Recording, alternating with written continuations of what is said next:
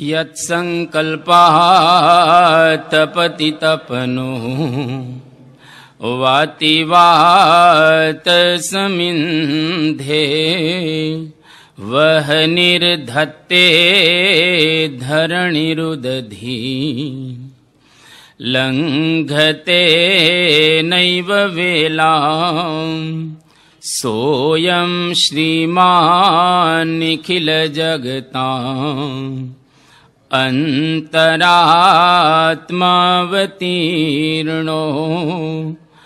धर्मं रक्षन् दिशतु कुशलम् स्वामिनारायणो नः यदरोमविवरे लीना अंडानां कोटयः पृथक् तदक्षरं गुणातीतं नमाम्यहम्। श्री स्वामीनारायण भगवाननी जय। अक्षर पुरुषोत्तम महाराजनी जय। गुणातीतानंद स्वामी महाराजनी जय। भगत जी महाराज, शास्त्री जी महाराजनी जय। योगी जी महाराज, प्रमुख स्वामी महाराजनी वगैरह आखा दिवसनी अंदर एकादो जीव मरतो होय ए आपणे जोईए छीए। एक तो जीव जोवामां ज आवे अने कदाच जोईए नहीं तो आपणे घणी वखत मारता होय। मच्छर बेठो नथी, उडाड्यो नथी, मच्छर बेसे એટલે તરત જ આપણે એને મારી નાખ્યા। કોક વખત કીડી હોય તો તરત એને પતાવી દઈએ। એટલે આ નિત્ય પ્રલય જેની અંદર દરરોજ કંઈક ને કંઈક મરે છે, આ શરીરને બદલે છે। ગીતાની અંદર જેમ વાત કરી, દેહિનોસ્મિન યથા દેહે કૌમારમ યૌવનમ જરા તથા દેહાંતર પ્રાપ્તિર ધીરસ તત્ર ન મુહ્યતિ। ત્રણ આપણી અવસ્થા છે, બાળ અવસ્થા, યુવાન અવસ્થા અને વૃદ્ધાવસ્થા। અને દર 7-7 વર્ષે આપણું આખું શરીર બદલાઈ જાય છે મેડિકલ સાયન્સ પ્રમાણે, અને શાસ્ત્ર પ્રમાણે દર 12 વર્ષે આપણું આખું શરીર બદલાય છે। એક પણ વસ્તુ જૂની જ રહેતી નથી, બધું જ નવું થઈ જાય। આવ્યા જ રાખે, વાળ આવ્યા રાખે છે, ચામડી આવ્યા રાખે છે, નખ આવ્યા રાખે છે, બધું કાપી કાપીને આપણે નાખી દેતા હોઈએ છીએ। અમુક એ તૂટી જાય અથવા તો જરી જતું હોય છે કે ઘસાઈ જાય। તો આપણા શરીરની અંદર 10-12 વર્ષે કે 7-8 વર્ષે બધું જ બદલાઈ જાય છે। પણ એ વખતે આપણે નવા છીએ એવી કઈ અનુભૂતિ થતી નથી, આપણને લાગે એના એ જ છીએ। તમે ફોટો તપાસજો તમારો, આ બાળક છે અત્યારે બેઠો છે આગળ, આને આ બાળક જ્યારે સાવલિયા સાહેબ જેવડો થશે ત્યારે ફોટો જોજો। પેલા સાવલિયા સાહેબ આવા જ દેખાતા હશે ને, આવા જ દેખાતા હશે સાવલિયા સાહેબ, પણ અત્યારે તમે જુઓ આપણને આમ આખું બધું બદલાઈ ગયું। આ તો વાળ ઉપર ડાય કરે છે એટલે કાળા છે, બાકી ઓરિજિનલ કાળા નથી। આ ઓરિજિનલ વાળ કાળા નથી, એટલે જો ડાય ન કરે તો વાળ બધા સફેદ થઈ ગયા છે, પણ બાળકને ઓરિજિનલ વાળ કાળા રહેલા છે। એટલે આપણે બાળ, યૌવન અને વૃદ્ધાવસ્થા ત્રણે ત્રણ બદલાય છે। તમે જુઓ, પુષ્પ એ સવારે ખીલે ને રાત્રે પાછા પડી જાય। ફળ પણ ઝાડમાં લાગેલા હોય, અમુક સમય થાય ત્યારે ફળ તરત પડી જતા હોય છે। એટલે માણસ માત્ર ધીરે ધીરે ધીરે ધીરે મરતો છે અને દરરોજ બદલાય છે। દરરોજ 24 કલાક થાય માણસ બદલાઈ ગયો જ હોય, પણ આપણને લાગતું નથી કે આપણે બદલાઈ ગયા હોઈએ છીએ। એટલી ધીમી પ્રક્રિયા છે તો ખબર જ નથી પડતી। તમે છોડ કે વૃક્ષની સામે જોઈ રહો તો આપણને ખબર ન પડે કે વધે છે, આમ વધતું આમ તમે જુઓ તો ખબર જ ન પડે, પણ 24 કલાક થાય, અઠવાડિયું થાય, 10 દિવસ થાય તો છોડ થોડોક વધેલો હોય એવો આપણને અનુભવ થાય છે ને દેખાય પણ છે।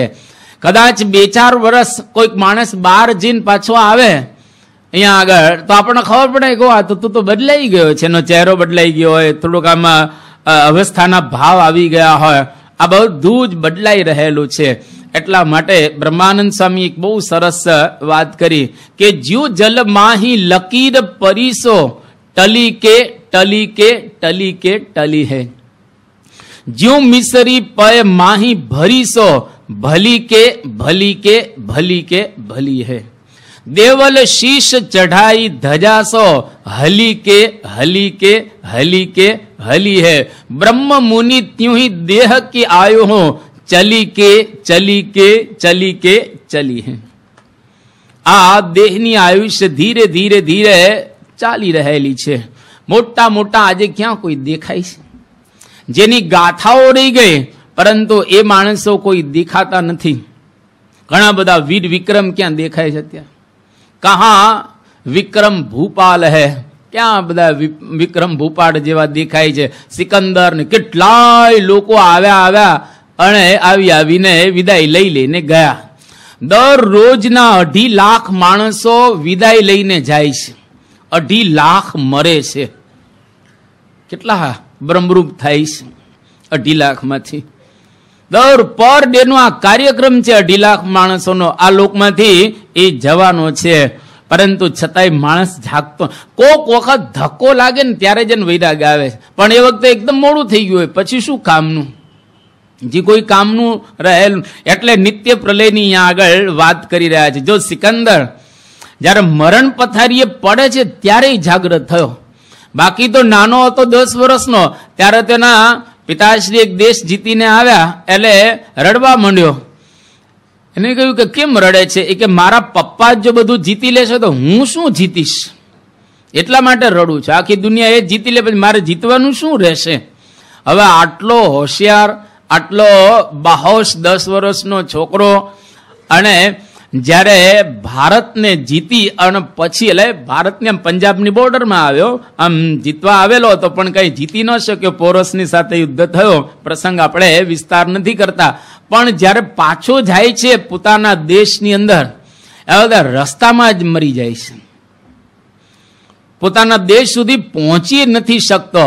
અને એ વખતે રસ્તાની અંદર બધા મંત્રીઓ અને એની સાથે તો રસાલો જોઈ ને આખો, અને એ વખતે બધાને કહે છે કે મારે કેવું છે, હવે હું મરવાનું છું નક્કી છે.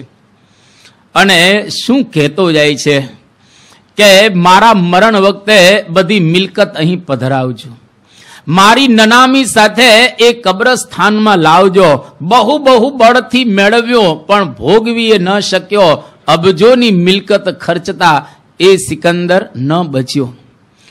મારા મરણ વખતે બધું તૈયાર લશ્કર લાવજો, મારા વૈદોને હકીમોને અહીં બોલાવજો, મારી નનામી એ વૈદોને ખભે ઉપડાવજો. ખબર પડે કે આટલા બધા ડોક્ટરો સાથે હોય તો એ માણસ બચતો નથી. અને પછી આગળ બહુ સુંદર કહે છે કે ધન ફના જોબન ફના, જડને જગત પણ છે ફના, પરિણામ મળશે પરલોકમાં પુણ્યના કે પાપના. બાધી મુઠ્ઠી રાખીને જીવો જગતમાં આવ્યા, ખુલ્લી હથેળી રાખીને જીવો જગત ચાલી ગયા. દર્દીઓના દર્દને દફનાવનારે કોણ છે? દોરી તૂટી આયુષ્યની એને સાંધનાર કોણ છે? એક વખત આયુષ્યની દોરી તૂટી ગઈ, એનો કોઈ સાંધી શકતા નથી. અને ઘણી વખત આપણી અવસ્થા સારી હોય, પચતું હોય સારી રીતે, સમાજમાં આબરૂ કીર્તિ કે આ બધું હોય, એટલે આ બધી મરણની વાતો આપણને સમજાય નહીં, કારણ કે એ અવસ્થામાં ન સમજાય. પણ જ્યારે આપણું શરીર બંધ થાય, રોગો ઘર કરે, સમાજમાં કઈ આબરૂ બાબરૂ કશું રહે નહીં, પૈસા પૈસા કઈ હોય નહીં, અને ઘરના અને પરના માણસો આપણને કશું કઈ આ માન સન્માન આપે નહીં, પછી થાય કે આ સંસાર બહુ ખોટો છે, હવે શું છે, હવે તો પૂરું થવાના આરે તું આવીને ઉભેલો છે. એટલા માટે દરરોજ આપણે જો ફૂલો જગાડે છે, સવારમાં પ્રભાતની અંદર ફૂલો આમ જ્યારે નીકળે એકદમ છોડમાંથી, કેટલા એકદમ માસૂમ ફૂલો લાગે. એ હવે આ જ વાત આપણા નારાયણદાસ કવિ કે પ્રભાતે ફૂલડિયા ફૂલે અને સાંજે તે કરમાશેજી. આપણને લાગે કે બહુ સામાન્ય કીધું, પણ ધારો કે કોઈ અંગ્રેજ લેખક આમ ઇંગ્લિશમાં જરા રજૂ કરે ને, આપણે ઓહો જોરદાર વાત કરી નાખી આને, જોરદાર વાત કરી કે ફ્લાવર આમ એમ કરીને કંઈક આમ કરે તો આપણે એમ લાગે બહુ આમ અદભુત વિચાર આપી દીધો. Flower that smiles today dyes tomorrow, કે જે ફૂલ અત્યારે હસે છે એ આવતીકાલે કરમાઈ જાય. હા, બહુ મોટું ચિંતન આને આપી દીધું. હવે એ જ નારાયણદાસ કે હરતા ફરતા ખાતા પીતા કાળ વસે છે પાસેજી, જ્યારે ત્યારે પકડી લેશે કયું છે નારાયણદાસેજી. સાદું છે, આપણે ગુજરાતી ભાષા સાદી રીતે આમ જોડકણું જોડી દીધો એવું નથી, આ વાસ્તવિકતા રહેલી છે. આ જ વાતને એક અંગ્રેજી લેખકે કહ્યો કે death is here and death is there, death is busy everywhere. મૃત્યુ અહીંયા આગળ છે, મૃત્યુ ત્યાં આગળ છે. મૃત્યુ બિઝી છે જે બધાને ગમે ત્યારે પકડી લેશે. જો આ છોકરાને જુઓ તમે બધા, આ છોકરાના હોઠ જુઓ અને ગાલ જુઓ, કેટલા ગાલ ગુલાબી છે અને હોઠે ગુલાબી છે, બાજુમાં પાછું કહેવાય નહીં. એટલે આ તમે જુઓ, ગાલ ગુલાબી અને હોઠે ગુલાબી છે. આ બે એકદમ બરાબર રહેલું છે. અને ઘણા તો માણસો બીડી પીપીને કાળા કરી નાખતા હોય છે. હું તો તમાકુ બીડી પીપીને હોઠ કાળા કરી નાખતા હોય છે. પણ તમે જુઓ કે એના આ ઘોટ અને ગાલ ગુલાબી છે. તો બ્રહ્માનંદ સ્વામી જેમ કહ્યું કે થારી કાયા કો ગુલાબી રંગ ઉડ જાસી ફીકો પડ જાસી, થારી કાયા કો ગુલાબી રંગ ઉડ જાસી. Lips however rosy must be fed. તમારા ગાલ ગમે તેટલા ગુલાબી હોય, હોઠ ગમે તેટલા ગુલાબી હોય, પણ એક વખત એ નાશ પામવાના છે, એ કાયાનો રંગ ઉડી જવાનો છે. આ વાસ્તવિકતા રહેલી છે. એટલા માટે અહીંયા આગળ દરરોજ મરતા કોઈકને જુઓ એટલે તરત જ વિચાર કરો. માણસ ક્યાં વિચાર કરે? ગુણાતીતાનંદ સ્વામી કેટલું અદભુત એક સત્ય આપણને બતાવ્યું કે આ જીવ ગિરનાર પર્વત જેટલા મળદા બાળીને આવ્યો છે, હજુ વૈરાગ્ય થયો નથી. ગિરનાર પર્વત જેટલા મળદા બાળીને આવ્યા તો પણ હજુ આપણને વૈરાગ્યનો રંગ લાગ્યો નથી. કેટલા મૂઢ આપણે છીએ. મૂઢ જહી એમ કરીને શંકરાચાર્ય વાત કરે છે કે હવે તો છોડ આ બધું. એટલે નિમિત્ત પ્રલય ની પેલા નિત્ય પ્રલય બતાવ્યો કે દરરોજ માણસ કદાચ જુએ તો એમાંથી થોડોક જાગ્રત થાય અને વૈરાગ્ય ઉત્પન્ન થાય. હવે અહીંયા આગળ નૈમિતિક પ્રલયની વાત કરતા કહે છે કે નિમિત્તિ કૃત્ય રજનીમ ભવેત વિશ્વ સૃજ તુયઃ નૈમિતિક સ કથિત લય દૈનંદિનશ્ચ સહ. એટલે કે 4 યુગની 1000 ચોકડી થાય એ બ્રહ્માનો એક દિવસ અહોરાત્રિ થઈને. અત્યારે કળિયુગ ચાલે છે. કળિયુગ, દ્વાપર, ત્રેતા અને સતયુગ, આ 4 યુગની એક ચોકડી કહેવાય. એવી 1000 ચોકડી થાય ત્યારે બ્રહ્માનો અહોરાત્રિ થઈને દિવસ થાય. એને કલ્પ પણ કહેવામાં આવે છે. આપણા વર્ષમાં જો કેવું હોય તો 8 અબજ અને 64 કરોડ વર્ષ પસાર થાય. આ નૈમિતિક પ્રલય જ્યારે બ્રહ્માનો એક દિવસ પૂરો થાય ત્યારે નૈમિતિક પ્રલય થાય. એમાં શું નાશ પામે? તો અહીંયા આગળ કહે છે કે એની અંદર ત્રિલોકી સાથે નીચેનું બધું જતું રહે. એટલે 10 લોક જતા રહે. અતળ, વિતળ, સુતળ, તળાતળ, રસાતળ, મહાતળ ને પાતાળ, 7 અને 8મો પૃથ્વીલોક, ભુવરલોક અને સ્વર્ગલોક. સ્વર્ગલોક સુધીના બધા જ લોક એક સાથે નાશ પામે. કેતા એનો લય થાય, એનો પ્રલય થાય. 10 બાકીના 4 લોક ઉપરના વધે. એ 4 લોકની અંદર નીચેના જેટલા જીવો હોય એ 4 લોકની અંદર કર્મ પ્રમાણ ગોઠવાઈ જાય. જો સારા કર્મ કર્યા હોય તો ઉપર જતા રહે સત્યલોકમાં, જેવા જેવા કર્મ કર્યા હોય ત્યાં ત્યાં એ જીવો જતા રહેતા હોય છે. આને કહેવાય નૈમિતિક પ્રલય. અને જ્યારે નૈમિતિક પ્રલય થવાનો હોય, તમે કદાચ પુરાણોમાં અથવા તેવા કાવ્યોની અંદર વર્ણનો સાંભળ્યા હશે નૈમિતિક પ્રલયના, કે નૈમિતિક પ્રલય આવવાનો હોય એ વખતે 100 વર્ષ સુધી અનાવૃષ્ટિ રહે, કોઈ વરસાદ જ ન થાય 100 વર્ષ સુધી. એ કેવું વાતાવરણ સર્જાય આપણે જાણીએ છીએ. અને 100 વર્ષ પછી અગ્નિ જરે, અગ્નિ ભયંકર, સૂર્યનારાયણનો પ્રકાશ થાય અને 100 વર્ષ સુધી વરસાદ વરસે. પછી આ પ્રલય થાય. 10 લોકનો નાશ થઈ જાય અને આ પૃથ્વી છે ઓગળી જાય. જળની અંદર ગંધની માત્રા રૂપે પૃથ્વી રહે. ગંધમાંથી આખી પૃથ્વી પાછી નવી ઉત્પન્ન થાય. નવ્ય ન્યાય અથવા તો પ્રાચીન ન્યાય. તો આને નૈમિતિક પ્રલય કહેવાય. કદાચ આ પ્રલયમાં કોઈ ન જાગ્રત થાય એટલે એને જોયું કે આ બધું નાશ પામી જવાનું છે, તો પછી શું માલ માનવા આ જગતના પદાર્થોની અંદર. એટલે પણ એને એક વૈરાગ્યનો રંગ લાગે અને ત્રીજો પ્રલય બતાવ્યો, પ્રાકૃત પ્રલય. એવમ નૈમિતિકો નામ ત્રિલોકી ક્ષય લક્ષણ પ્રલય કથિત સ્તુભ્યમ પ્રાકૃતમ કીર્તયામિ અથ. આ હવે પ્રાકૃત પ્રલયની વાત કરે છે કે વૈરાટ નારાયણની આવરદા જ્યારે પૂર્ણ થાય ત્યારે પ્રાકૃત પ્રલય થાય. વૈરાટ નારાયણ કેટલું જીવે હવે બરાબર ગણતરી કરજો. આપણા 8 અબજ અને 64 કરોડ વર્ષ પસાર થાય ત્યારે વૈરાટ નારાયણનો એક દિવસ થાય. એવા વૈરાટ નારાયણના 365 દિવસ એટલે આપણા વર્ષ કેટલા થાય? 8 અબજ ને 64 કરોડ ગુણ્યા 365 જેટલા વર્ષ આપણા. એટલે વૈરાટ નારાયણ નું આ વર્ષ કહેવાય. એવા વૈરાટ નારાયણ 100 વર્ષ સુધી જીવે. આપણે તો કોઈ બુદ્ધિમાં બેસે એવું નથી, બુદ્ધિથી પર જતું રહેવું છે. તો આ 100 વર્ષ વૈરાટ નારાયણના પૂરા થાય ત્યારે પ્રાકૃત પ્રલય થાય અને પ્રાકૃત પ્રલયની અંદર આખું જે બ્રહ્માંડ છે એ બ્રહ્માંડ 14 લોકનો નાશ પામે, એ બ્રહ્માંડનો નાશ થઈ જાય. આને કહેવાય પ્રાકૃત પ્રલય. અને હવે છેલ્લે અહીંયા આગળ આત્યંતિક પ્રલયની વાત કરે છે. આ કેમ કાળની વાત કરે? આમ તો કાળની વાત છે ને સારી ન લાગે, જીવવાની વાત સારી લાગે. આપણે કહી કે તમે આમ 100 વર્ષ જીવશો સાવલિયા સાહેબ તો બહુ આમ ખુશ થાય કે વાહ 100 વર્ષની આપણને વાત કરી છે. 101 વર્ષ તમારા થવાના છે. જયારે 100 વર્ષ પૂરા થશે ત્યારે મહારાજ તમને સોનાનું પ્લેન લઈને અક્ષરધામમાંથી તેડવા માટે પધારશે. આનંદ આનંદ. પણ તો હવે નજીકના ભવિષ્યમાં જ જવાના છો. હવે સમજે કે આ સ્વામી કાળની વાત કરે છે. મૃત્યુ અનિશ્ચિત છે, ભગવાને ક્યાંય ડેટ જ નથી આપી અને છતાંય ફિક્સ છે ડેટ ફિક્સ છે. આપણને ખબર નથી, બાકી મૃત્યુની ડેટ ફિક્સ થઈ ગયેલી છે. ભલે ને આપણે ગમે તેટલું કરીએ પણ કાળ કોઈ દિવસ કોઈને છોડવાનું નથી. એ જ્યારે આવે ત્યારે જવાનું જ હોય છે. ખાલી આપણને મન મનાવવા માટે અંતરમાં આનંદ કરતા હોઈએ છીએ, બાકી એમાં કશું કોઈનું કંઈ ચાલતું હોતું નથી.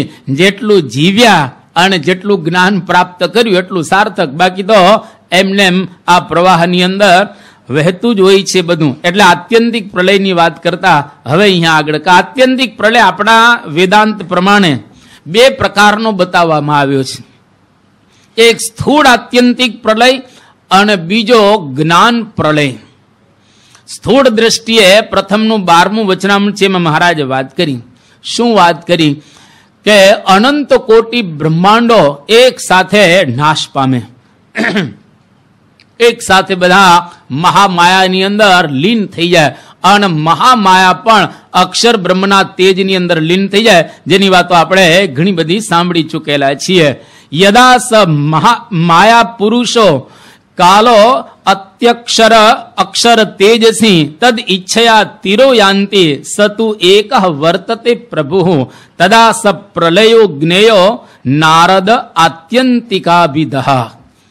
કે એક અક્ષર બ્રહ્મના તેજની અંદર માયા લીન થઈ અને રહે ત્યારે સમજવું કે આત્યંતિક પ્રલય થઈ ગયો, બધું જ નાશ પામી ગયો. પ્રકૃતિ પુરુષ પ્રલયમાં આવે અને ભવ બ્રહ્મા ન રહે કોઈ રહે, અંતે જાવું ઉઠી એકલા રે. આપણે બધા એકલા આવ્યા અને એકલા જવાના, કોઈ સાથી જ નથી. થોડોક વિચાર કરશો તો ખ્યાલ આવશે કે કોઈ આપણું કોઈ છે જ નહીં, ભગવાન સિવાય કોઈ નથી આ દુનિયા. જેને આપણે આપણા માન્યા હોય છે કોઈ આપણા છે નહીં. ખાલી આપણા મનની અંદર એવું માની બેઠેલા છે કે આ મારો દીકરો, આ મારી દીકરી, આ મારા ધર્મપત્ની, આ મારો બાપ, આ મારો મામો, આ મારી માસી વગેરે વગેરે. આ સંબંધો આપણે જ ઉત્પન્ન કર્યા છે અને આપણે જ એમાંથી આનંદ લઈએ છીએ. વાસ્તવિક દ્રષ્ટિ બધા જીવો રહેલા છે અને જીવને ભગવાનનો સંબંધ છે. આવું જો મનાય તો ખરેખર ધીરે ધીરે સગાવાલા દુનિયામાંથી આપણે કંઈક જાગૃત થતા હોઈએ છીએ. એટલા માટે બહુ જે કે આપણા ભારત વર્ષની પ્રસિદ્ધ કથા ઉજ્જૈનની, ઉજ્જૈનના રાજાનું મૃત્યુ થઈ ગયું. એનો દીકરો ભોજ બહુ નાનો હતો, એકદમ નાનો. યુવરાજ પદે એની નિયુક્તિ કરવામાં આવેલી હતી, પણ દીકરો ખૂબ નાનો અને રાજા મૃત્યુ પામી ગયો. એના કાકા મુંજ હતા, એટલે મુંજની ઈચ્છા થઈ ગઈ કે મારે રાજા થવું છે. હવે દીકરો ભોજ રાજનો અધિકારી હતો અને ઈચ્છા મુંજની થઈ ગઈ કે મારે આ રાજા બની જવું, કારણ કે આ ભોજ તો બહુ નાનો છે, કઈ રીતે રાજ કરી શકશે.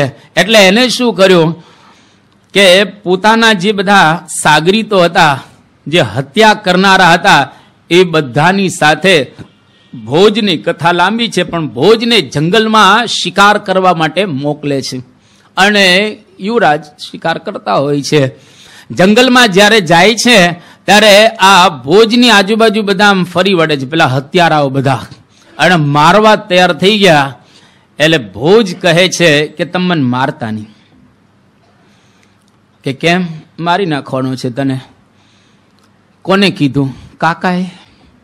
એ કે એવું કરો, તમારે મને મારી જ નાખવો હોય તો થોડીક રાહ જુઓ, મને કોઈ વાંધો નથી તમે મારો, પણ થોડીક રાહ જુઓ. કે શું?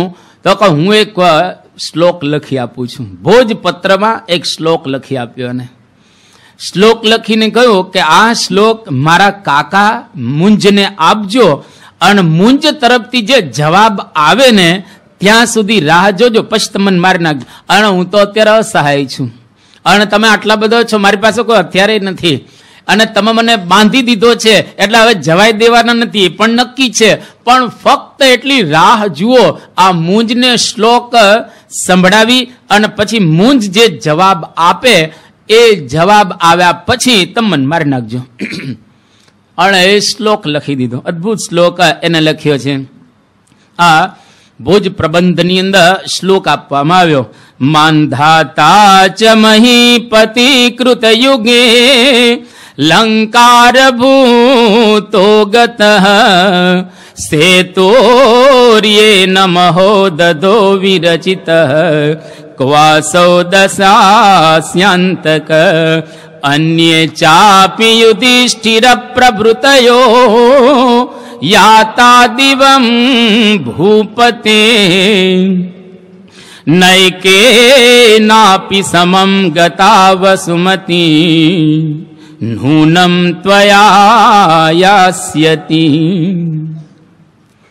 મુંજને ઉદ્દેશી અને એમને આ શ્લોક લખ્યો કે માનધાતા ચ મહીપતિ કૃત યુગે અલંકાર ભૂત, કે સતયુગની અંદર માનધાતા રાજા થઈ ગયો, જેના દ્વારા આખી પૃથ્વી એકદમ અલંકૃત થયેલી હતી.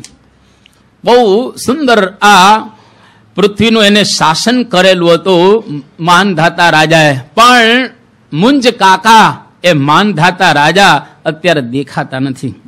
સેતુર્યેન મહોદધો વિરચિત, જેના દ્વારા મહાસાગરની ઉપર સેતુ રચવામાં આવ્યો, એ કોણ હતા? દશાસ્યાંતક, 10 માથા રાવણને હતા.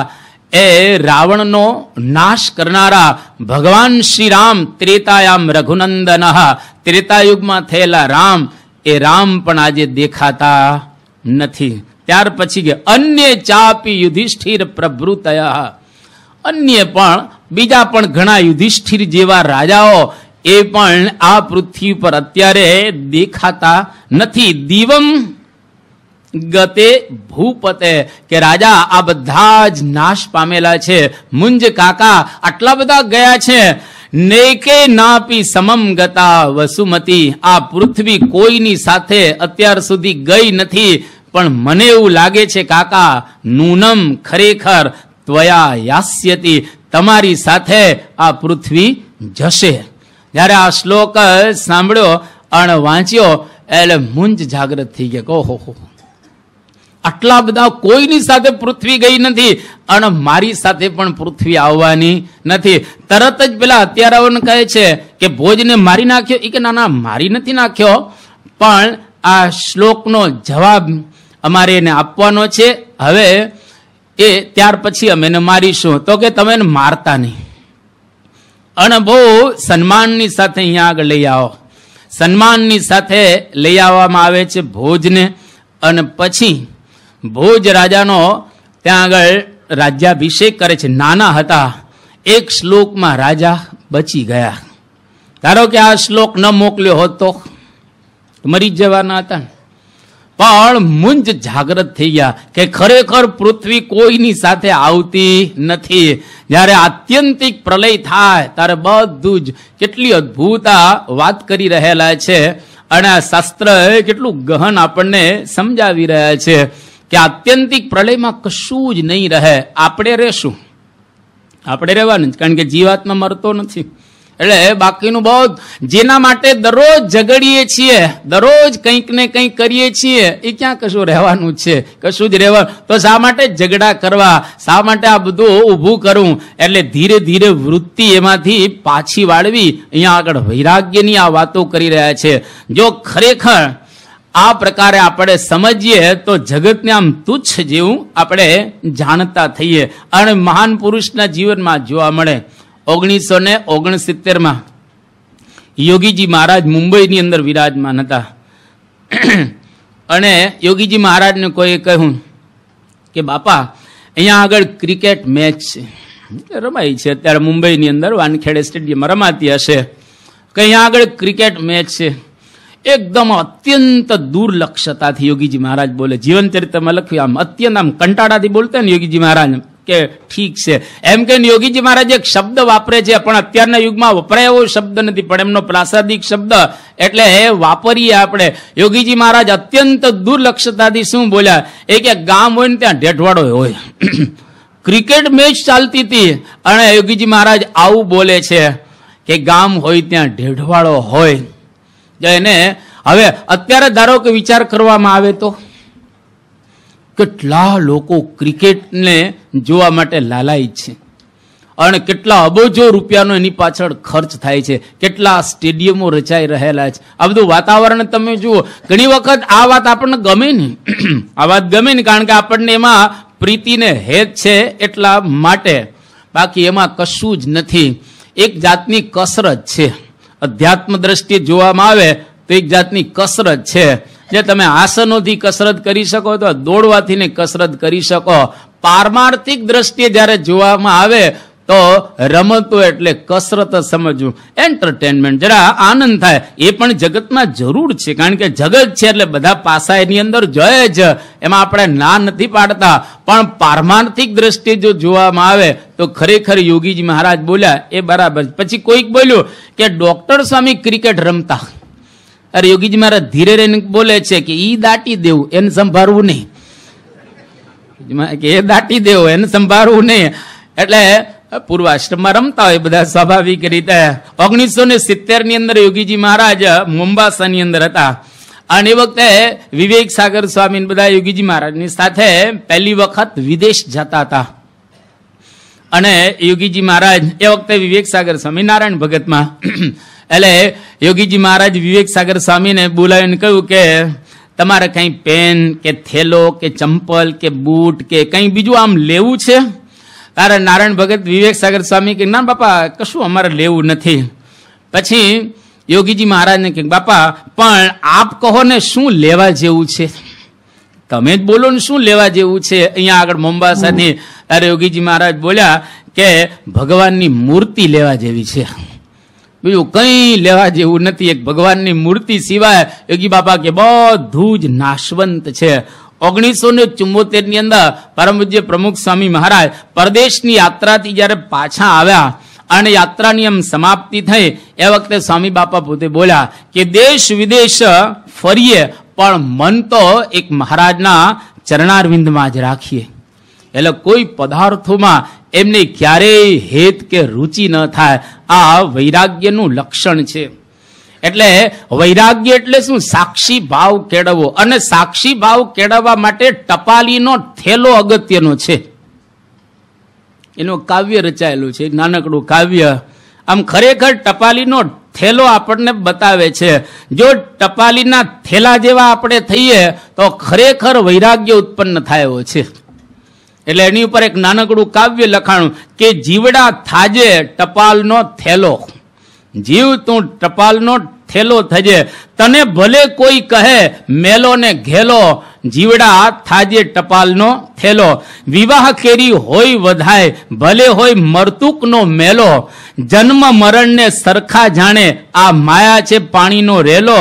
હૃદયે માયાનો રંગ ન લાગે, ભલે ને હોય રૂપિયે મઢેલો, જીવડા થાજે ટપાલનો થેલો. હવે ટપાલના થેલાની અંદર ટપાલો બધી નાખે, એમાં કોઈક વિવાહની ટપાલે હોય ને, એમ ખુશીના સમાચાર હોય અને લાલ શાહીથી લખાયેલા હોય, અને કોઈક ટપાલ મરણની પણ એની અંદર હોય, કાળી શાહીથી લખાયેલું અંદર પણ હોય. પણ ટપાલના થેલાને કઈ અસર છે કે એની અંદર આનંદ ભર્યો છે કે દુઃખ ભર્યું છે? બસ એ મેલો ઘેલો ટપાલનો થેલો. હરખ ને શોકની આવે ન હેડકી, બ્રહ્મ જ્ઞાનથી ભરેલો, સુવાળા સપના સંગ્રહી ગોદમાં, ઘટ થાય નહીં ઘેલો, ફોતરાની જેમ ફેંકી દીએ, દાદ કે થેલો છે ભરેલો, જીવડા થાજે ટપાલનો થેલો. જો હરખ ને શોખની હેડકી ના આવે. આ જ કાવ્ય પાનબાઈ ને ઉદ્દેશીને ગંગા સત્ય લખ્યું છે, હરખ શોખની હેડકી ના આવે પાનબાઈ, મેરું તો ડગે પણ જેના મનડા ન ડગે, ભલે ભાંગી પડે બ્રહ્માંડ સમૂળા. જો હરખ ને શોખ હમણાં હરખ હશે અને કરવો જ જોઈએ. આ તો ખાલી આવતીકાલ પૂરું કરવાના છીએ, આ તો વિષય આવ્યો છે એટલે આપણે બોલીએ છીએ.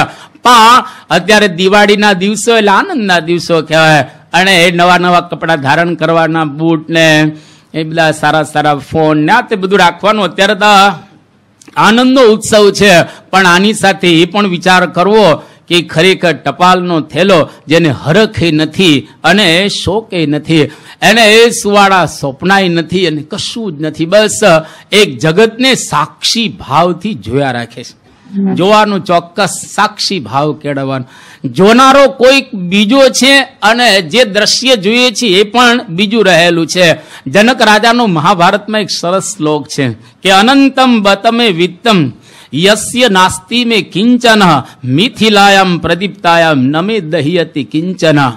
મારી પાસે અનંત ધન સંપત્તિ છે, પૈસા સારું કહેવાય, પણ યસ્ય નાસ્તિ મે કિંચન, સાક્ષી ભાવ, આમાં મારું કંઈ રહેલું નથી. જે છે હું નથી પૈસાથી હું જુદો છું, હું નથી બંગલો, હું બંગલાથી જુદો છું, હું ઓડી કે મર્સિડીઝ કારથી જુદો છું, હું મારા શરીરથી નહીં પણ જુદો છું. જો આવું આપણને એક સમજાય, સાક્ષી ભાવ આવે તો જનકની જેમ નિર્લેપ રહી શકાય એવું છે. ભગવાન રામ ને માટે વાલ્મીકીજીએ એક શ્લોક લખ્યો વાલ્મીકી રામાયણની અંદર. ભગવાન રામને જ્યારે સમાચાર આપવામાં આવ્યા કે તમારે ગાદી ઉપર બેસવાનું છે, બસ આમ બરાબર છે ગાદી ઉપર, કારણ કે મોટો દીકરો ગાદી ઉપર જ બેસે ને, અને તરત જ પછી સમાચાર પ્રાપ્ત થાય છે કે તમારે વનમાં જવાનું છે. આ બે સમાચાર નજીકના આ સમયની અંદર જેને પ્રાપ્ત થાય છે. હવે એક સમાચાર સાંભળી અને રામ રાજી નથી થતા, એક સમાચાર સાંભળી અને રામ ઉદાસ નથી થતા. એનો મતલબ શું થયો કે બે સાક્ષી ભાવે નિહાળે છે. ગાદી ભોગવીને વનમાં જવું સાક્ષી ભાવ. આહુતસ્ય અભિષેકાય વિસૃષ્ટસ્ય વનાય ચ, ન મયા લક્ષિતસ્તસ્ય સ્વલ્પોપ્યાકાર વિભ્રમઃ. કે ગાદી માટે એને આહવાન આપ્યું અને વન માટે જવાનું થયું. એક રેખા પણ રામની બદલાયેલી નથી. આ ભાવ કયો ગણાય? સાક્ષી ભાવ. એટલે જગતમાં રહેવું પ્રેમથી પણ સાક્ષી ભાવે બધા પ્રસંગોને નિહાળ્યા રાખવા અને આનંદ કર્યા રાખો. વ્યાસ ભગવાન યુધિષ્ઠિરને જ્યારે જ્ઞાન આપે છે શાંતિ પર્વમાં મહાભારતની અંદર, ત્યારે એક બહુ અગત્યનું જ્ઞાન આપે છે કે આત્માપી ચાયમ ન મમ સર્વાપી પૃથ્વી મમ યથા મમ તથા અન્યેષામ ઇતિ પશ્યન ન મુહ્યતિ. અહીંયા આગળ વૈરાગ્યની વાત બતાવી રહ્યા છે. અરુચિર વૈરાગ્યમ ઉચ્યતે. આ વ્યાસજી યુધિષ્ઠિરને કહે છે કે આત્માપી ચાયમ ન મમ. આત્મા એટલે અહીંયા આગળ શરીર સમજવાનું. આ શરીર પણ મારું નથી, આ પૃથ્વી પણ મારી નથી. અને મારી નથી એમ બીજાની નથી, મારી નથી એમ બીજાની પણ રહેલી નથી. આને કહેવાય સાક્ષી ભાવ. જો સાક્ષી ભાવ આવી જાય તો આપણે બધા જ જ્યાં છીએ ત્યાં જ આનંદનો મહાસાગર ભરેલો છે. નરસિંહ મહેતા જો મરવાના પત્ની તો મરવાના જ હોય, એ કઈ જીવવાના ન મરે મરે જ. એમાં કઈ વેરાભાઈના ઘરે 22 જણા મરી ગયા, કંઠી બાંધી 22 જણા મરી જાય એક વર્ષની અંદર. ધારો કે કંઠી એને ન બાંધી હોત વેરાભાઈ તોય 22 મરી જવાના હતા. આ તો કંઠી બાંધ્યા પછી 22 મર્યા, પણ કંઠી ન બાંધી હોત તોય 22 મરવાના જ હતા. નરસિંહ મહેતાની પત્ની મરી ગયા. કેટલો સાક્ષી ભાવ એકદમ. ભલું થયું ભાંગી જંજાળ, સુખે ભજશું શ્રી ગોપાળ. નહીતર 73 નવા લગ્ન કરે. 72 વર્ષે લોકો નવા લગ્ન કરતા હોય છે. આને કહેવાય સાક્ષી ભાવ. એટલે યદ ભાવી તદ ભાવી, ભાવી ચેદ ન અન્યથા ગીતા. અનન્ય શાસ્ત્રો તો જે થવાનું છે છવાનું છે. એટલે આપણે રહેવાનું જગતમાં કઈ રીતે સાક્ષી ભાવથી. એટલા માટે નાની નાની સાખીઓ જે આપણે દરરોજ સાંભળેલી છે પણ એમાં વજન ઘણું રહેલું છે કે સંસારમાં સરસો રહે અન મન મારી પાસ. સંસાર જેને લોપે નહીં તે જાણો હરિનો દાસ. તુલસી જગ મેં યુ રહો જ્યું જીવા મુખ માહી. ઘી ઘણું ભક્ષણ કરે તો બી ચીકણી નાહી. આપણા મુખમાં જીભ રહે છે, ચીકણી છે. કેટલા સરસ સરસ આમ ચિકાસવાળા પદાર્થો ખાઈએ છીએ, ઘી ખાઈએ છીએ, પણ ક્યાં ચીકણી થાય છે. એમ જગતમાં રહેવો પણ જગતની ચિકાસ આપણી અંદર આવવી જોઈએ નહીં. કબીરજીએ પણ આવી એક સાખી લખી કે 8 પહર 64 ઘડી લાગી રહે અનુરાગ. હૃદય પલક ન બિસરે તબ સાચા વૈરાગ. 8 પહોર હૃદયની અંદર ભગવાન આપણને યાદ રહ્યા કરે, સમજી લેવું હવે સાચો વૈરાગ છે. એટલે સ્વભાવોને નિહાળવા. આપણી અંદર જે સ્વભાવો છે એ સ્વભાવો મય બની નહીં જવાનું, એને નિહાળ્યા રાખવાનું. ઘણા એવું બોલતા હોય કે હું કામી છું. આપણે કામી છીએ જ નહીં. ઘણા એવું બોલતા હોય કે હું ક્રોધી છું. આપણો ક્રોધી જ નથી, પણ મારા શરીરની અંદર ક્રોધ છે એવું નિહાળવું. જો આવી રીતે નિહાળશું ક્રોધ રહેશે જ નહીં. આવી રીતે નિહાળશું તો કામ રહેશે જ નહીં, કામ જ વિદાય લઈને જતો રહે. આપણે નિહાળ કે મને માન આપે છે, પતી ગયું. એવું નહીં, મારા શરીરને કોઈક માન આપે છે, હું તો જુદો છું. નથી મને માન કે નથી મને અપમાન. હિટલરના કેમ્પની અંદર થી એક ભાઈ છટકી ગયેલો. અત્યારે ન્યુયોર્કની અંદર છે. ઉંમર લગભગ એની 78 વર્ષ કે વધારે થઈ ગયેલી છે એના કરતા. એ હિટલરના કેમ્પની અંદર હતો. હવે હિટલર તો બધાને મારતો. હવે ખબર નહીં એને શું જ્ઞાન થયું, એ કેમ્પમાંથી છટકી તો ગયો, પણ અત્યારે એવી વાત કરે છે કે જ્યારે હું હિટલરના કેમ્પમાં હતો ત્યાં આગળ, અને એ વખતે મને એવું લાગતું હતું કે અહીંયા આગળ હું કોઈ જેલમાં પુરાયેલો નથી. ભલે હું જેલમાં જતો ત્યાં આગળ, પણ મને ત્યાં આગળ એવો અનુભવ થતો કે હું તો મુક્ત જ છું, હું કાંઈ ત્યાં પુરાયેલો નથી. અને આત્માને કોઈ જાતનું બંધન છે જ નહીં. આ શરીરને બંધન છે, પણ આત્મા તો એકદમ મુક્ત છે. આવો એક સાક્ષી ભાવ આવે તો કંઈ વાંધો ન આવે. ઘણી વખત આપણે આમ એકદમ એટલા ચોટી જતા, રસ્તા ઉપર ધારો ધમાલ થાય ને તો આપણે ત્યાં ચોટી જઈએ. રસ્તા ઉપર ધમાલ થાય તો આપણે ત્યાં ચોટી જાય. કંઈ કોઈ પ્રસંગની અંદર આપણે ત્યાં એકદમ સંલગ્ન થઈ જતા હોઈએ છીએ. તો કોઈ પણ પ્રસંગ જગતનો આપણી સમક્ષ આવે તો આપણે આપણી જાતને પહેલા નિહાળવી અને પ્રસંગને નિહાળવો. જેમ ક્રિકેટ તમે નિહાળતા હો છો, તો ક્રિકેટ નિહાળતી વખતે કોઈને એવું લાગે છે કે હું ફલાણો ક્રિકેટર છું, હું અને એ બે જુદા છે. એમ જે કાંઈ થાય છે એનાથી હું જુદો છું. આવું જો નિહાળ્યા રાખીએ તો સાક્ષી ભાવ આવે, અને તો ધીરે ધીરે વૈરાગ્ય ઉત્પન્ન થાય અને પદાર્થમાંથી અરુચિ થાય. એટલે અહીંયા આગળ હવે છેલ્લે આ વૈરાગ્યની વાત સમાપ્ત કરતા કહે છે કે વૈરાગ્ય ઉપજવાનો હેતુ શું. નિષ્કુળાનંદ સ્વામી સાર સિદ્ધિમાં વૈરાગ્ય ઉપજવાનો હેતુ એક બતાવ્યો. તે તીવ્ર વૈરાગ્ય તો ઉપજે જો કૃપા કરે જગદીશ, કાં તો તેના જન મળે વૈરાગ્યવાન મુનીશ. ભગવાન આપણી ઉપર કૃપા કરે, અને એ પણ આપણે કંઈક પ્રયત્ન કરતા હોઈએ તો આપણી ઉપર ભગવાન કે સંતની કૃપા થાય તો ધીરે ધીરે પાછી વૃત્તિ વળે.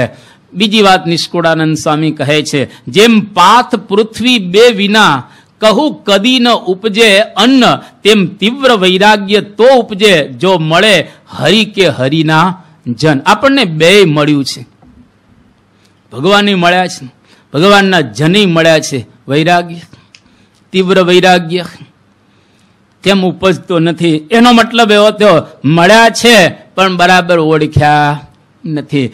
જો ખરેખર ઓળખાય તો એ આપણને તીવ્ર વૈરાગ્ય થયા વિના કોઈ દિવસ રહે નહીં. અને છેલ્લે હરિ કૃપા તબ જાનીએ જબ ઉપજત વૈરાગ્ય, મુક્ત કહે તેહી હોત હે સહજ વિષય સુખ ત્યાગ. વિષય સુખનો ત્યાગ કરવો ન પડે એની મેળે થઈ જાય. જ્યારે ઝાડની અંદર લીંબોડી પાકી જાય એની મેળે પડી જાય. આયુર્વેદ શાસ્ત્રમાં એક કહેવામાં આવ્યું કે કોઈ વ્યક્તિ લેટ્રિનની અંદર બેસે અને કોઈ પણ પ્રકારનું બળ કર્યા વિના મળ વિસર્જન થાય ત્યારે સમજી લઉં તમારું પેટ સ્વસ્થ છે. અડધો કલાક બેસવું પડે ત્યાં ટોયલેટની અંદર, સમજવું પેટમાં કંઈ ગડબડ રહેલું છે, કંઈ ગડબડી અંદર રહેલી છે. લીંબોડી પાકે એની મેળે પડી જાય, ફળ પાકે કેરી એની મેળે પડી જાય. એમ આપણી દ્રષ્ટિ પરમાં લાગી જાય એની મેળે સંસાર સરી જાય. એને છોડવો પડતો નથી, એની મેળે છૂટી જતો હોય છે. જો ભગવાનની કૃપા અને આપણે કંઈક પરની અંદર ગૂંઠવાઈ જઈએ તો. આટલી વાત વૈરાગ્યની કરી અને હવે ભક્તિનો પ્રારંભ કરે છે. આ એકાંતિક ધર્મનું છેલ્લું અંગ ભક્તિ. અને ત્યાર પછી થોડીક બીજી વાતો કરી અને આ ગ્રંથને સમાપ્ત કરી રહેલા છે. ભક્તિની વાતનો અહીંયા આગળ પ્રારંભ કરે છે. વાસુદેવે તદ ઇતરાન દેવાન કાલ માયા વશીકૃતાન વિદિત્વા તેષુ ચ પ્રીતિમ હિત્વા તસ્યૈવ નિત્યદા ગાઢ સ્નેહેન યા સેવા સા ભક્તિ ઇતિ ગીયતે. વાસુદેવે એટલે કે ભગવાન પુરુષોત્તમ નારાયણ, એ સિવાય જે ઇતરાન દેવાન, ઘણા બધા દેવો છે જેની વાતો આપણે સાંભળી ચૂકેલા છીએ. તો બીજા દેવોનો ત્યાગ કરી અને એક ભગવાનને વિશે જ આપણે ભક્તિ કરતા થઈએ, એના વિશે જ આપણને પ્રીતિ રહે, એ સિવાય અન્યમાં ક્યાંય પ્રીતિ ન રહે, એના વિશે જ એક ગાઢ સ્નેહ, જેમ સગાવાલા પુત્ર પરિવારને વિશે સ્નેહ છે એના કરતા પણ વિશેષ સ્નેહ કે હેત ભગવાનને વિશે થાય ત્યારે એ વ્યક્તિ ભક્તિને પ્રાપ્ત થયેલી છે. અને આવી 9 પ્રકારની ભક્તિ બતાવવામાં આવી છે. ફક્ત નામ ઉલ્લેખથી આગળ વધીએ. અહીંયા આગળ ક્રમ જુદો બતાવે. જુદા જુદા શાસ્ત્રમાં જુદો જુદો ક્રમ હોય, પરંતુ ભારત વર્ષમાં 2 શાસ્ત્રનો ક્રમ પ્રસિદ્ધ બતાવવામાં આવ્યો. એક રામાયણનો અને એક ભાગવતનો.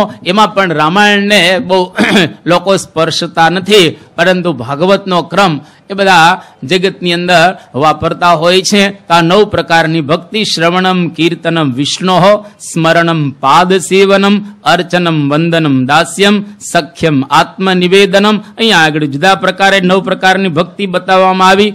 શ્રવણમ કીર્તનમ તસ્ય, સ્મૃતિશ્ચરણ સેવનમ, પૂજા પ્રણામો દાસ્યંચ, સખ્યમ ચ આત્મનિવેદનમ ઇતિ એતેહિ નવભિહિ ભાવેહિ યહ સેવેત તમ આદરાત અનન્યયા ધિષ્ણયા સહિ ભક્ત ઇતિ ઈયતે. આ પ્રમાણે 9 પ્રકાર બતાવવામાં આવ્યા. આપણને જે પ્રકારે ફાવતો હોય એ પ્રકારે ભગવાનની અંદર જોડાઈ જવું, એ પ્રકારે ભગવાનની ભક્તિ કર્યા રાખવી. અને મહાન સંતો, આપણી ગુરુ પરંપરા, એના જીવનનું સામે આપણે જોઈએ તો એના જીવનની અંદર આ ભક્તિ પ્રધાન છે. અત્યાર સુધી જે કંઈ આપણે બોલ્યા એ બધો વિસ્તાર ગણવાનો. ધર્મ, જ્ઞાન અને વૈરાગ્ય વાડની જગ્યાએ છે અને મોલની જગ્યાએ ભક્તિ રહેલી છે. જો વાડ બરાબર ન હોય તો મોલ છે એ કોક એને નુકસાન પહોંચાડે અથવા ઢોર ઢાંખર ખાઈ જાય. એટલે આપણે બધા ભક્તિ કરવા માટે જ આ પૃથ્વીની અંદર આવ્યા છીએ. ભક્તિ જ સાર રહેલી છે અને એ જો આપણે કરીએ તો આત્યંતિક મુક્તિને પ્રાપ્ત કરી શકીએ. મહારાજના વખતમાં ઘણા સંતો હતા, એમાંના એક સંત આત્માનંદ સ્વામી, આ ભાયાત્માનંદ સ્વામી કે આત્માનંદ સ્વામી બહુ જ વચનની મૂર્તિ હતા અને શ્રીજી મહારાજ ધામમાં જવાની બસ તૈયારી કરી રહેલા છે. ખ્યાલ આવી ગયો કે મહારાજ હવે બહુ આ લોકની અંદર રહેશે નહીં, અને આત્માનંદ સ્વામી એમને મહારાજની મૂર્તિના દર્શન કરવા હતા. એટલે ધોલેરાની અંદર એ વખતે પોતે હતા અને સમાચાર આપવામાં આવે કે સ્વામી મહારાજ લાગે છે કે હવે જાજુ રોકાશે નહીં, આ શરીરનો ત્યાગ કરી દેશે. એટલે આત્માનંદ સ્વામી ધોલેરાથી ગઢડા સુધી 90 વર્ષની ઉંમર છે, ધોલેરાથી ગઢડા સુધી ચાલીને દર્શન કરવા માટે જાય છે. કેવી ભક્તિ હશે! 90 વર્ષના અંદર મહારાજના પ્રત્યે કેટલો ભાવ હશે એ આપણને ખ્યાલ આવે. મૂળજી બ્રહ્મચારી એક વખત વડતાલની અંદર પ્રદક્ષિણા કરતા હતા મંદિરે. આમ પ્રદક્ષિણા કરતા કરતા મહારાજે પાણી માગ્યું કે પાણી પીવું છે, તો પ્રદક્ષિણામાંથી કૂદકો માર્યો સીધો, અને મહારાજને પાણી આપે છે. કેવી મહારાજ પ્રત્યેની ભાવના કે ભક્તિ આ મૂળજી બ્રહ્મચારીને હશે. સંવત 1886 સાલ જેઠ સુદ દસમનો દિવસ અને શ્રીજી મહારાજ સ્વધામની અંદર પધારે છે. આ પ્રસંગ આપણે ઘણી વખત સાંભળેલો છે કે એનાથી અજાણ હતા એક હરિભક્ત પાણી વિના પૂંજા ડોડિયા દર એકાદશીએ એ શ્રીજી મહારાજના દર્શન કરવા ગઢડા આવતા. પોતાના નિયમ પ્રમાણે એકાદશીએ દર્શન કરવા આવે છે. દસમને દિવસે એટલે કે આગલા દિવસે મહારાજ ધામમાં સીધાવી ગયા છે. એ વખતે કઈ વોટ્સએપનો કે ઈમેલનો કે આવો કઈ મોબાઈલનો કે જમાનો હતો નહીં, એટલે એને કઈ ખ્યાલ નથી આ પૂંજા ડોડિયાને. અને જેવા ગઢડામાં આવ્યા એ વખતે એને જાણ થઈ કે મહારાજ તો ધામમાં સીધાવી ગયા. એકદમ એને મૂર્છા આવી ગઈ અને નિશ્ચેષ્ટ બની ગયા. ઘણો સમય થયો ત્યાર પછી આ પૂંજા ડોડિયા પાછા ભાનની અંદર આવ્યા, પરંતુ અન્ન જળ લેતા નથી અને એનો કંઠ ભરાઈ ગયો. અન્ન જળનો ત્યાગ કરી દીધો. મહારાજના 13મા સુધી પૂંજા ડોડિયા ગઢડા જ રહે છે અને 13મા પછી ગામ જાય છે, પરંતુ અન્ન જળનો એને ત્યાં નીચે ગળાથી નીચે ઉતરતું જ ન હતો. અને થોડા સમય પછી પૂંજા ડોડિયા મહારાજના વિરહની અંદર ધામમાં ચાલ્યા ગયા. કેવી ભક્તિ હશે! મહારાજ કેવું પોતાનું જીવન મનાયા હશે એ આપણને ખ્યાલ આવે. મહારાજ ધામમાં ગયા પછી વડતાલના જોબન પગી એને ક્યાંય ચેન ન પડે, કોઈ જગ્યાએ ગમે જ નહીં જોબનને, કારણ કે જોબનનો આત્મા મહારાજ હતા અને મહારાજ ગયા એટલે આખો દિવસ જોબનને બહુ બળતરા રહ્યા કરે શરીરની અંદર. અને પછી મોટા મોટા સદગુરુઓની પાસે ગયા અને કહ્યું કે મને બહુ બળતરા થાય છે. મહારાજ જતા રહ્યા એટલે સદગુરુઓ બધા ધીરજ આપે છે અને વાત કરી કે તમે એવું કરો, મહારાજનો અગ્નિ સંસ્કાર જ્યાં આગળ થયો છે, જ્યાં વિધિ થઈ છે, ત્યાંથી થોડી રાખ એ લઈ આવો ભસ્મ પ્રસાદીની, અને દરરોજ મહારાજની સ્મૃતિ થાય એટલે જમતા પહેલા થોડી ભસ્મ લેવી. એટલે જોબન પગી એ ભસ્મ ડાબલીમાં રાખી અને પત્નીને આપી દીધી કે જમતા પહેલા તારે મને થોડી દરરોજ આપવાની. એટલે જોબન પગીને બળતરા થોડી શાંત થઈ. મહારાજની ભસ્મ થોડી લે એટલે એમને થોડી શાંતિ થાય. અને એક વખત એવો આવ્યો કે જોબન એના ધર્મપત્નીને કહ્યું કે ભસ્મ લાવ. એના ધર્મપત્નીની આંખમાં આંસુ છે અને પતિદેવનું ભાણું પીરસાઈ ગયેલું છે અને ભસ્મ લઈને આવતા હતા, ડાબલી ખાલી ભાડી. અને એ વખતે જોબનને કહે છે એના ધર્મપત્ની કે ભસ્મ તો ખલાસ થઈ ગઈ. ધ્રાસકો પડી ગયો ધ્રોબન, હે ભસ્મ ખલાસ થઈ ગઈ? બસ ત્યાં ને ત્યાં જોબન પગીનો પ્રાણ પંખીડું ઉડી ગયો. જો આ ભક્તિ મહારાજને વિશે કેવો એક આરૂઢ ભાવ હશે કે ભસ્મ ખલાસ થઈ ગઈ, હવે આપણે કઈ રીતે જીવી શકીશું. જ્યારે મહારાજ અંતિમ અવસ્થાની અંદર હતા એ વખતે ગઢડાની અંદર મહારાજ પોઢતા હતા. બસ હવે થોડા દિવસની અંદર મહારાજને આ લોકમાંથી વિદાય લઈને જવાનું છે. એટલે મહારાજ જાણતા હતા કે જો બ્રહ્માનંદ સ્વામી અહીંયા આગળ હશે ને તો મને જવા નહીં દે ધામમાં. એટલે બ્રહ્માનંદ સ્વામી બહુ પ્રેમી હતા, ભક્તિ સંપન્ન સંત હતા. એટલે બ્રહ્માનંદ સ્વામીને કહે છે કે તમે જાઓ જુનાગઢની અંદર. બ્રહ્માનંદ સ્વામી સમજી ગયા કે મને મોકલે છે પણ હવે આજ્ઞા તો પાડવી જ જોઈએ. એટલે બ્રહ્માનંદ સ્વામી પોતાના સેવકની સાથે આગળ જુનાગઢ જવા માટે તૈયાર. મહારાજે કહેલો કે તમે ગુણાતીતાનંદ સ્વામી નહીં મોકલજો અને ત્યાં તમે રહેજો. બ્રહ્માનંદ સ્વામી વિદાય લઈને જાય છે. હૈયું ભારે છે, આંખની અંદર અશ્રુ રહેલા છે, નતમસ્તક છે, મહારાજના ચરણારવિંદમાં મન લાગેલું છે, હૃદયમાં ભક્તિ ભરાયેલી છે અને ગઢડાના પાદર પહોંચ્યા. એ વખતે બ્રહ્માનંદ સ્વામી સેવકને કહે છે કે જાઓ મહારાજના દર્શન કરી આવો. કે કેમ? હમણાં તો આપણે મહારાજના દર્શન કર્યા કે મને એવું લાગે છે કે મહારાજ શરીર નહીં રાખે, માટે તમે જાઓ, મને તો આજ્ઞા છે એટલે હું અહીંયા આગળ બેઠો છું, તમે દર્શન કરી આવો. અને દર્શન કરવા માટે સેવકો આવ્યા. પાછા દર્શન કરીને આવે છે. ભારે હૈયે બ્રહ્માનંદ સ્વામી જુનાગઢ પહોંચ્યા અને જુનાગઢ ગુણાતીતાનંદ સ્વામીને કહ્યું કે મહારાજ તમને બોલાવે છે, તમે જાઓ. મારતે ઘોડે ગુણાતીતાનંદ સ્વામી જુનાગઢથી આવ્યા અને મહારાજ પથારી વશ હતા, પણ કઈ રાખેલો કે જુનાગઢના નિર્ગુણાનંદ આવે ત્યારે એને મારી પાસે લઈ આવજો. ગુણાતીતાનંદ સ્વામી આવ્યા. મહારાજ એને મળ્યા. મીઠાવાલા કેમ વિસરું મારું, તમથી બાંધેલ તન હો. અને મહારાજ પોતે દેહ પછી છોડી દે છે. અને આ બાજુ બ્રહ્માનંદ સ્વામીને સમાચાર મળ્યા કે શ્રીજી મહારાજ ધામમાં સિધાવી ગયા છે. એ પણ મારતે ઘોડે ત્યાં જુનાગઢથી આવે છે. પણ એ દરમિયાન તો શ્રીજી મહારાજનો અગ્નિ સંસ્કાર લક્ષ્મીવાડીમાં કરી નાખેલો હતો. અને અગ્નિ સંસ્કાર થઈ ગયા પછી બ્રહ્માનંદ સ્વામી આવ્યા. એકદમ ચોધાર આંસુએ રડે છે. અતિ પથ્થર ઓગળી જાય એવું બ્રહ્માનંદ સ્વામી રુદન કરે છે. અને લક્ષ્મીવાડીએ બ્રહ્માનંદ સ્વામી આવ્યા. એ વખતે બ્રહ્માનંદ સ્વામી બધાને ઉદ્દેશીને કહે છે કે મહારાજના શ્રી વિગ્રહનો શા માટે તમે અગ્નિ સંસ્કાર કરી નાખ્યો? મહારાજના શરીરને શા માટે તમે ચિતાની અંદર જલાવી દીધું?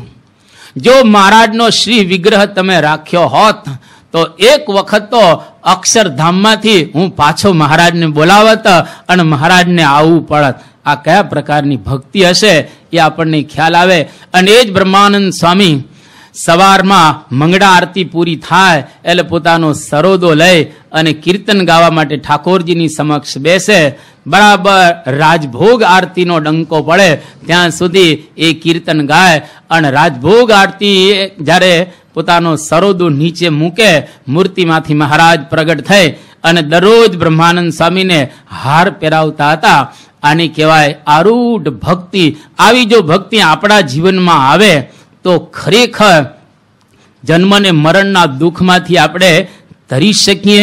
તો અહીંયા આગળ ભક્તિની આટલી વાતો, થોડીક ભક્તિની વાતો એ આવતીકાલે પૂર્ણ કરી અને આવતીકાલે ગ્રંથની આપણે ધનતેરસના દિવસે પૂર્ણાહુતિ એ કરીશું. શ્રી સ્વામિનારાયણ ભગવાનની ગુણાતીતમ ગુરુમ બ્રહ્મરૂપમ નિજાત્મનઃ વિભાવ્ય દાસ ભાવેન સ્વામિનારાયણં ભજે શ્રીહરિં સાક્ષરં સર્વદેવેશ્વરં ભક્તિધર્માત્મજં દિવ્યરૂપં શાંતિદં મુક્તિદં કામદં કારણં સ્વામિનારાયણં